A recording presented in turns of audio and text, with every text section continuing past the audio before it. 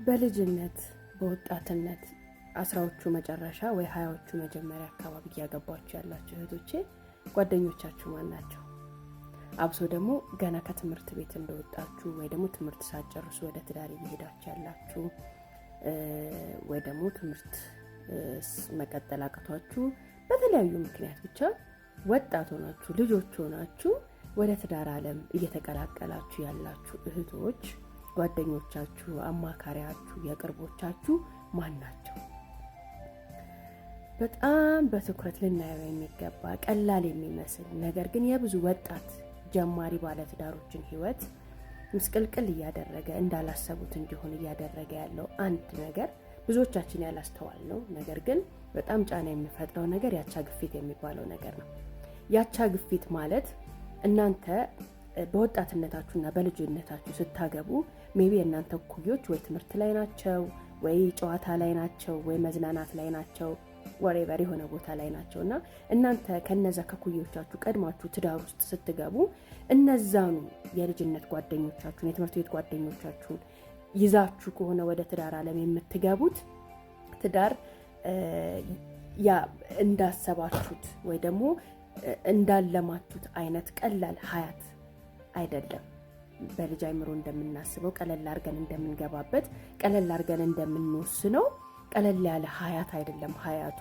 ስለዚህ መጀመሪያ ትዳር ውስጥ ከመግባታችን በፊት ትዳር ምንድነው? ኃላፊነቱ ምንድነው? የሚቀጥለውስ እንዴት ነው የሚለውን ነገር አውቀን ከመወሰናችን በፊት መረጋጋትና ማሰብ በጣም ጥሩ ነገር ነው። ልጆች ከሆንን ወጣቶች ከሆንን አንደራጆች ከሆንን ትዳር ውስጥ ከመግባታችን በፊት ነው እነዚህን ጉዳዮች ማሰብ ያለብን።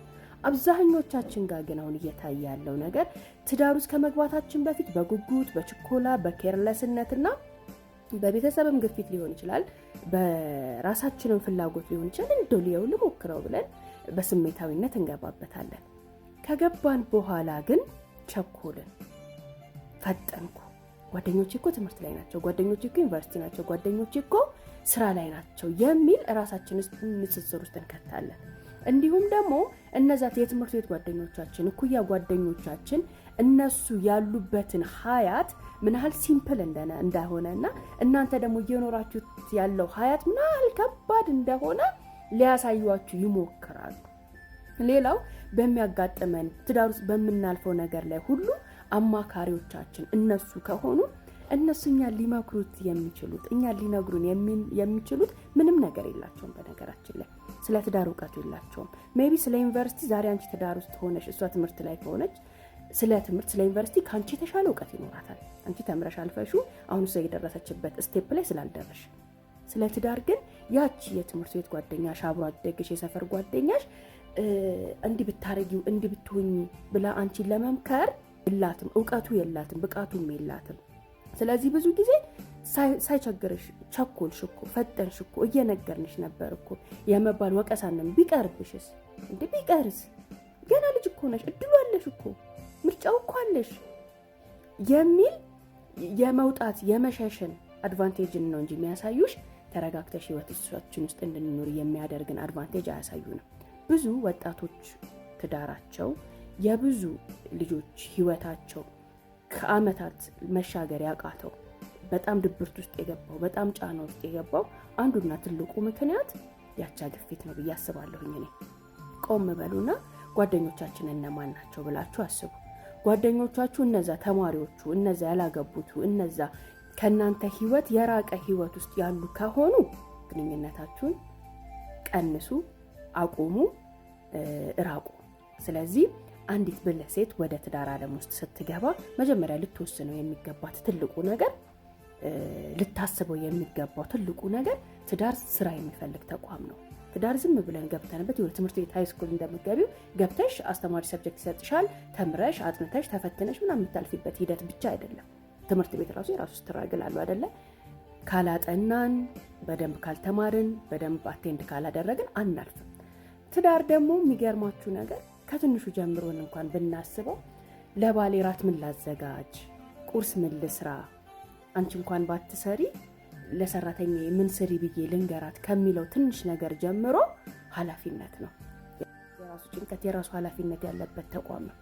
አንቺ ትላንትና ተቀስቅሰሽ ቁርስ ምትበይ ልጅ ልትሆኚ ትችያለሽ። ቤትሽ ውስጥ 4 ሰዓት 5 ሰዓት ልትነሽ ትችያለሽ፣ ትምህርት ከሌለሽ ወይ ስራ ከሌለሽ።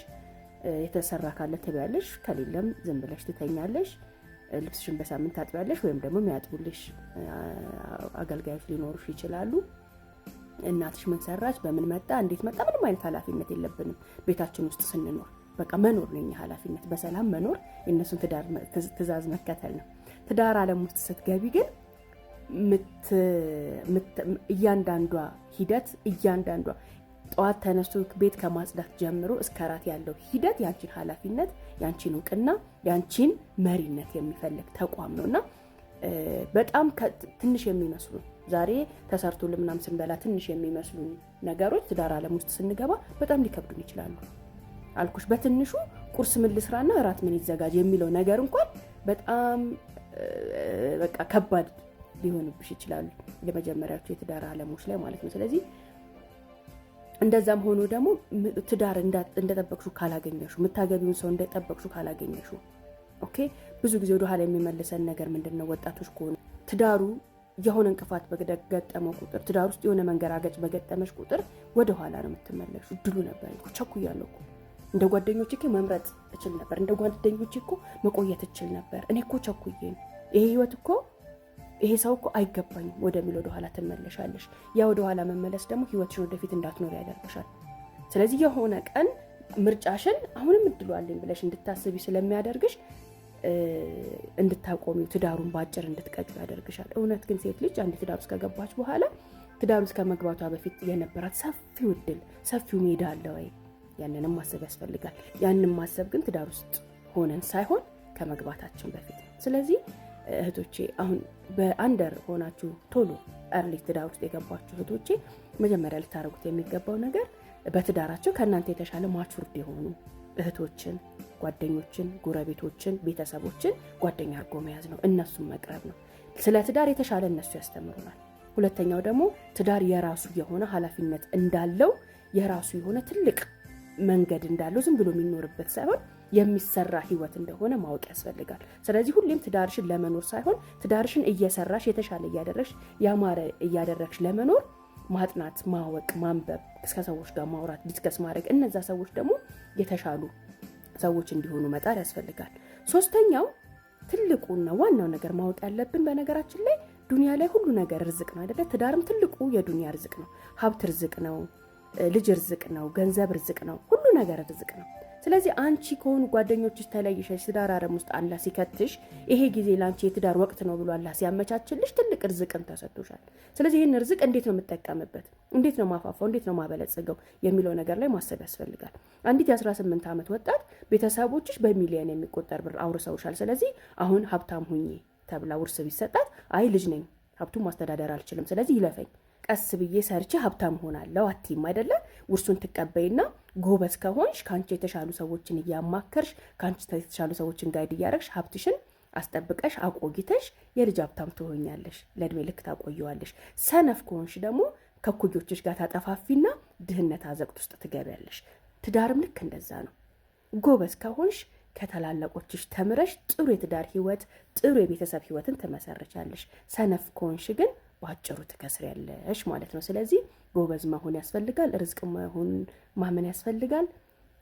ሼር፣ ኮፒ ሊንክ፣ ፎሎ አድርጉ። ለብዙ እህቶቻችን ስለሚጠቅም ሼር እንድታደርጉት በፍቅር ጠይቃለሁ። ወሰላሙ አለይኩም ወራህመቱላሂ ወበረካቱ።